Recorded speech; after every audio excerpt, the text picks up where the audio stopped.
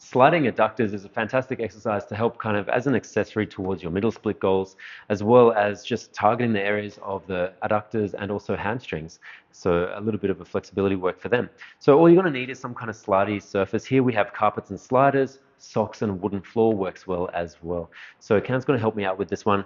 And even though we're sliding with one side, we're actually working both hips. Reason being, this adductor here actually has to work to pull the torso back as well. So just keep that in mind because we're going to see this in a second. So it's not just about the legs sliding out, but also this standing leg as well. So you've got a couple of different planes you can work with here. If we have the foot a little bit more forward, we're going to have a little bit more hamstring bias in that long leg and a little bit easier work for this adductor here. If we take that leg out to the side a little bit more, and there's varying degrees of that, you can be here and then you can be here and here and here and so forth.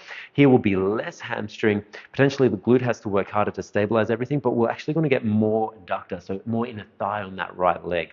Now, from here, all we're going to do is just slide out and in. Very simple. And I'll just cue Can here as we go.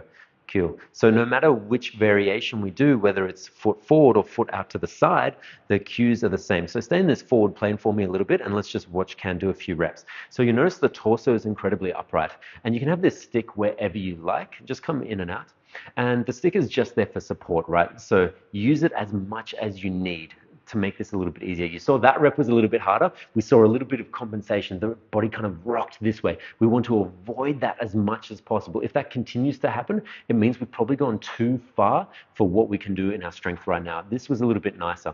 So as we go out and in, what I want you to focus on is actually bringing your foot and your knee together to stand up. So you get your adductor that's stretching, working to bring you back, and same thing with that hamstring. The hamstrings that's being stretched into this end range, we're using it to press back into this upright position. That's fantastic. And so I'll dictate kind of if I want like that 45 or if I want a little bit more out to the side. Now, when we go out to the side, really important here that the hips stay square. And this is the common thing I see is when people try and go directly out to the side to work their middle split more specifically, they end up just turning the hip. We want to remember that we want the hips to stay square. That also means that to get more space to go lower, we don't turn the hip, but we allow for anterior pelvic tilt to happen. That doesn't mean we lean forward excessively, but we just allow our butt to stick out and boom, look at that. She goes way out more to the side. So if we are doing directly out into the side, remember that anterior pelvic tilt to allow the legs to abduct out to the side. If we're going more forward, the ATP isn't as important. And this is the sliding adductors.